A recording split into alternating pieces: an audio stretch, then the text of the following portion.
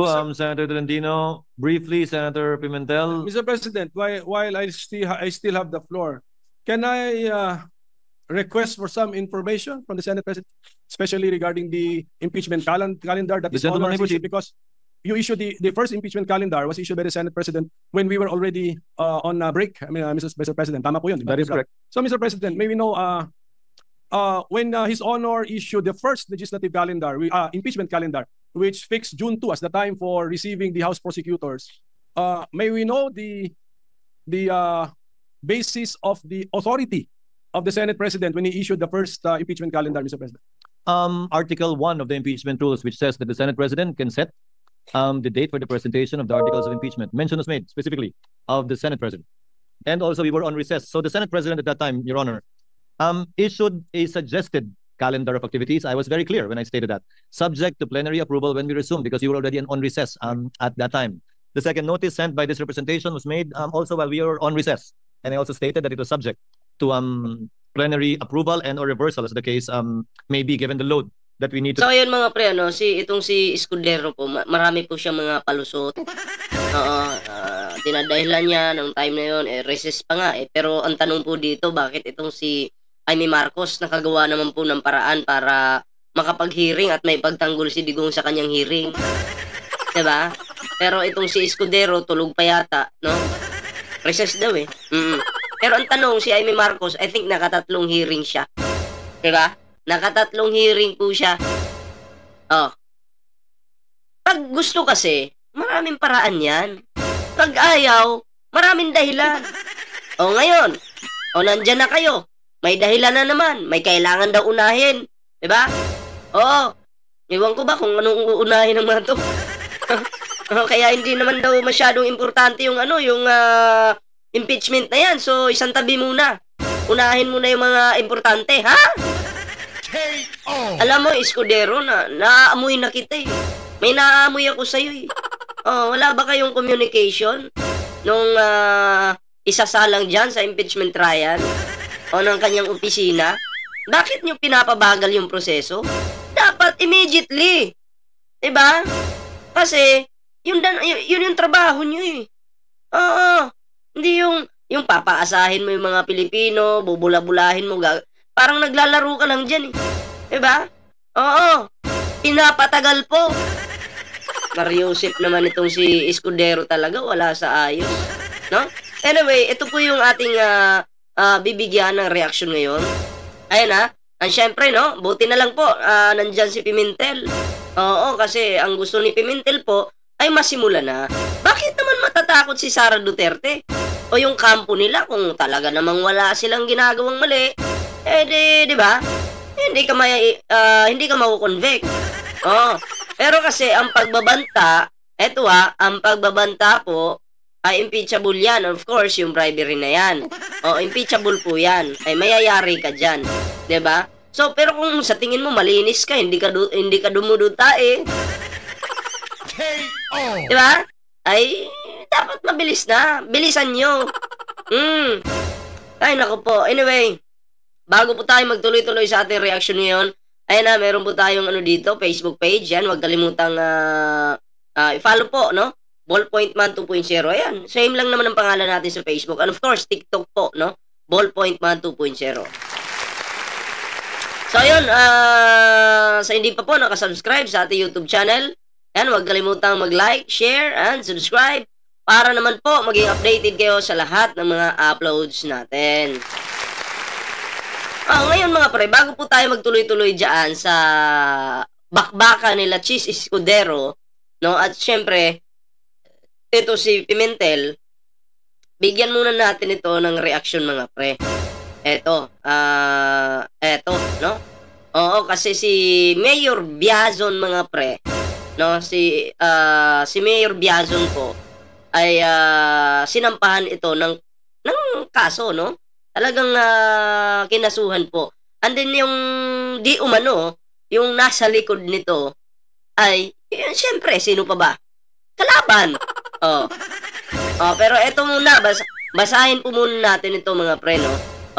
Sandigan Bayan clears Muntinlupa Mayor Biazon of bribery charges. Oo. Ayan ha, maraming iba dyan na noon talagang grabe makabanat kay Biaso, no? Talagang pati pagkatao, winawalang hiya nyo. Binababoy nyo. Hinuhusgahan nyo yung tao. Hindi naman kayo Diyos, hindi naman kayo batas. Diba? O, pero grabe kayong makapanghusga. O, eto ha, pinawalang sala po. Oo. Ayan ha, Sandigan Bayan clears Muntinlupa Mayor Biazon of bribery charges. O, basahin po natin. O. The Sandigan Bayan, the country's anti-graft court, acquitted Muntinlupa City Mayor Rosano Rufino Rofi Biazon of a direct bribery charge. Ayan na, shout out dun sa mga kalaban ni Mayor Biazon dyan. Oo, pinagpapawisan na yun ngayon ng ng yellow. Oo. Di ba? Eh, pag wala kang kasalanan, di ba? Eh, talagang mananaig po yung tama. Ganun po yan. Oo. At in a 42-page decision released on February 8, the Court 7th Division granted Biazon's petition for demurrer to evidence on the ground of the absence of proof that the allegedly received 1.9 million commission from the Priority Development Assistance Fund o tinatawag na PDAF allocations. Ayan ha. The resolution is dated January 31, 2023 and stemmed from the case filed by the Office of the Ombudsman in 2016. So, sino yung nasa likod nito? No? Nung sinampahan po ng kaso si Mayor Biazon.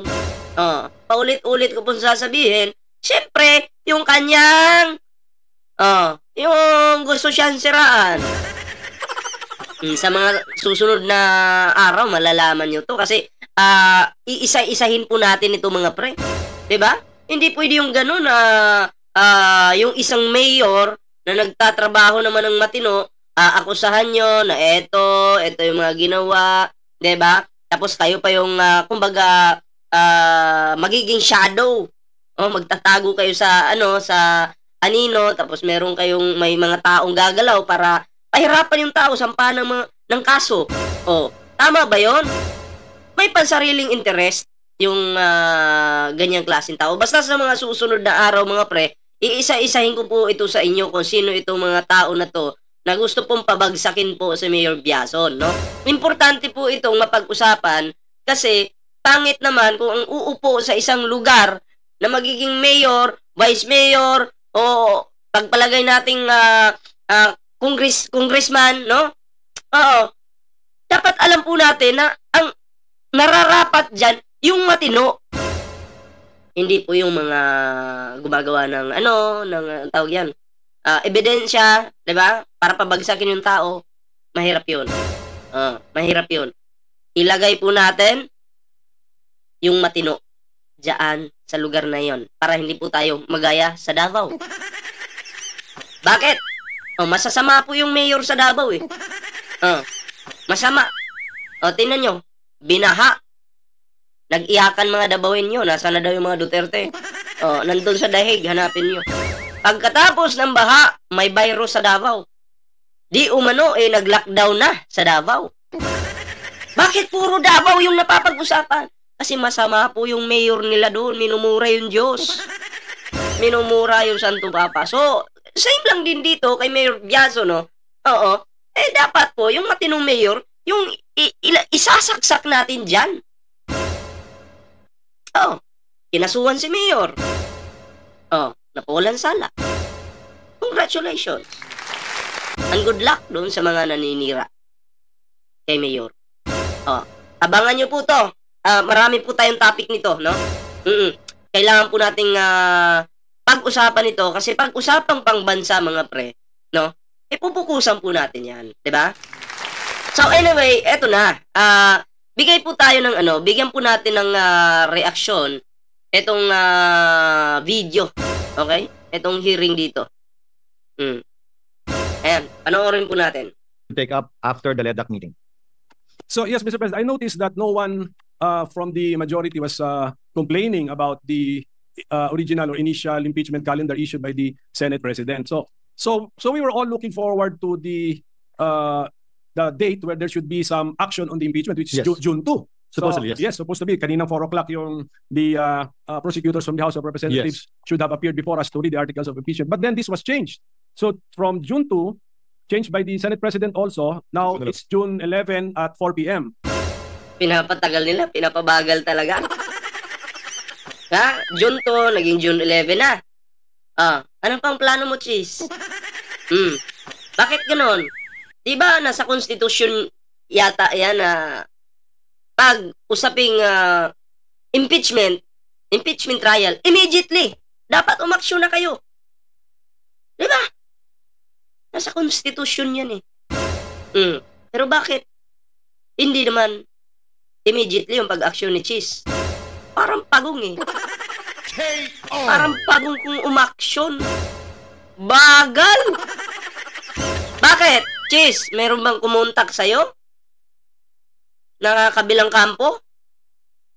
Para pabagalin yung impeachment trial na yan? O ikaw mismo yung lumapit? Doon kinabato? KO!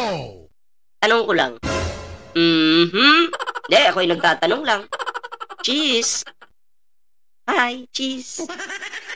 KO! Tuloy. Pinapabagal po nila. Ang daming dahilan. Noon, recess pa daw ang Senado. Ngayon, nandyan na kayo. Nakabalik na kayo sa Senado. Ano? Ay, hindi pa. May uunahin. May karapat dapat unahin. Yung impeachment, dyan muna sa gilid yan. Grabe ang ating keso. Keso di bola. KO!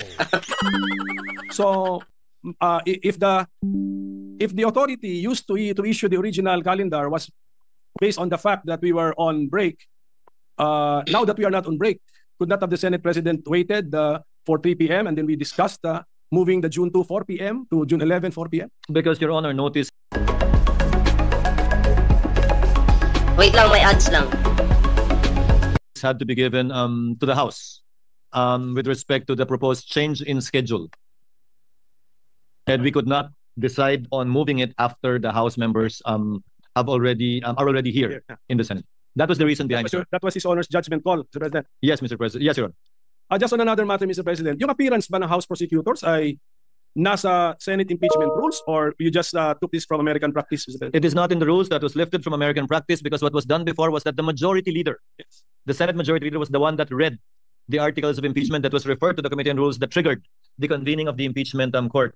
When we researched on it, we thought it was more proper, given that we should have no part in it, in the impeachment trial, in the prosecution of the impeachment case, that the prosecutors should themselves read the articles of impeachment, as is the practice in the United States, where we lifted most of our impeachment rules.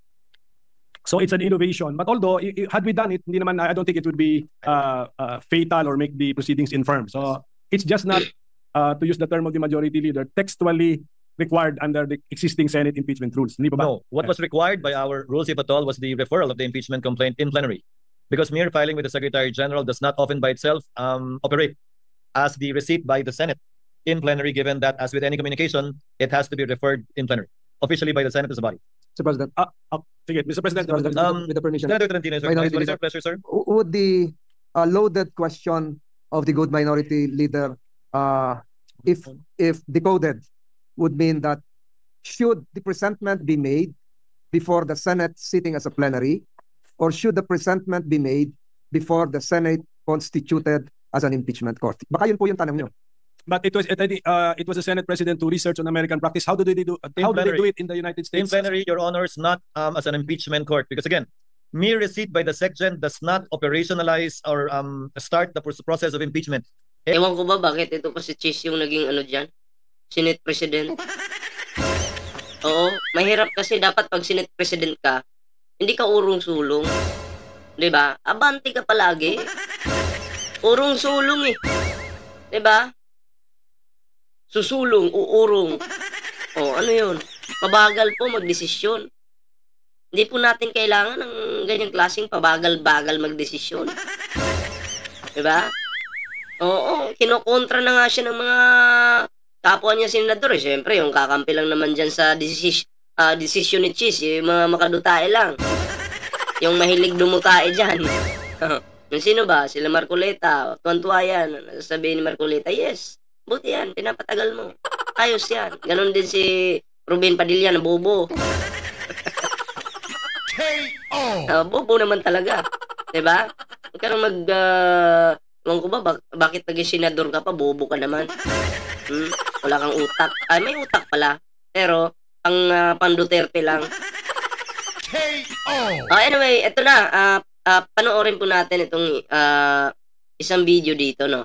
Oo. Asan na ba yun? Yan. Well, unang-una kami yung complainant, more than 200 na House of Representatives member ang complainant dito. Mula ito sa tulak ng aming taong bayan. So sa ginawa niyang June 2, no? From June 2 to June 11 na last day na ng plenary session, doon nagagawin yung presentation, no, ng mga ng articles of impeachment. So ibig bang sabihin nito, SP, gumaganti ka sa House of Representatives dahil ni last day din namin yung pag-present or pagdadala ng impeachment articles noong February 5. Yes, actually, February 5, sinimula na yun eh. Pero ano ba yung ginawa?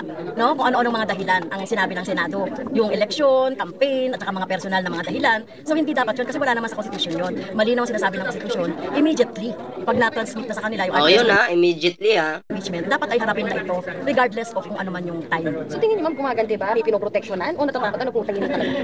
Well, something fishy, no? Gumaganti. May pinoproteksyonan talaga sa nangyayaring yan. Something fishy.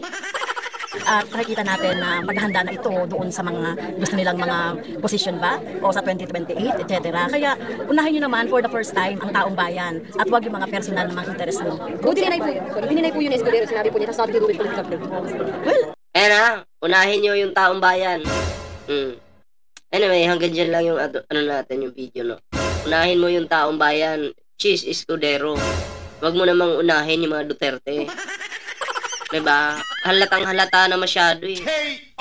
Hindi naman kami tanga, hindi naman kami bobo para hindi ka maintindihan.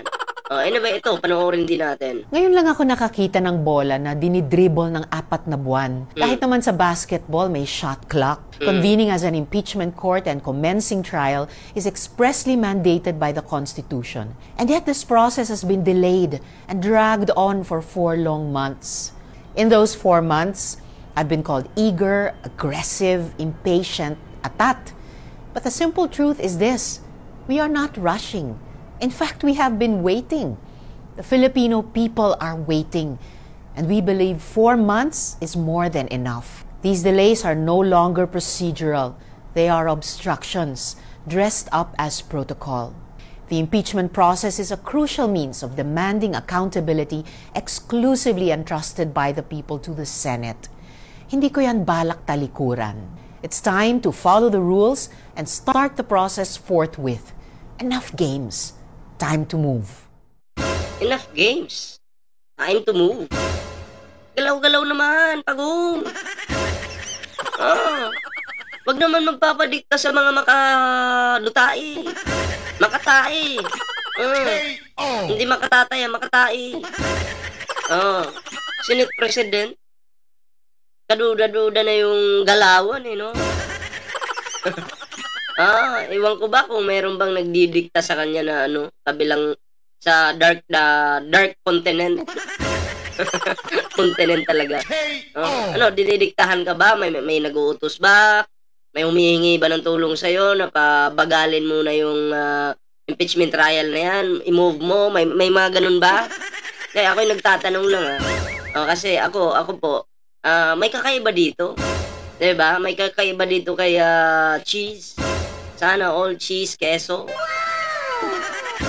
Pero yung ginagawa, yung pinaggagawa ni cheese ay talaga namang binubuisit yung mga Pilipino.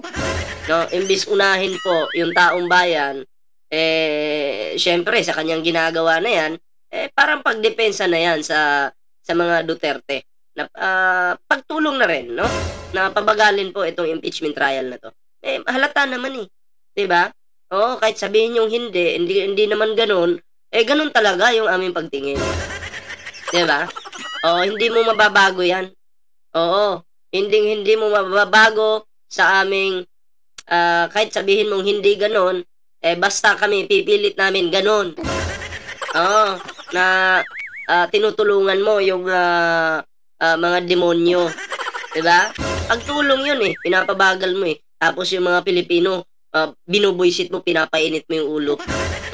Senate President ka, pero bagal ka pa sa pagong. Diba?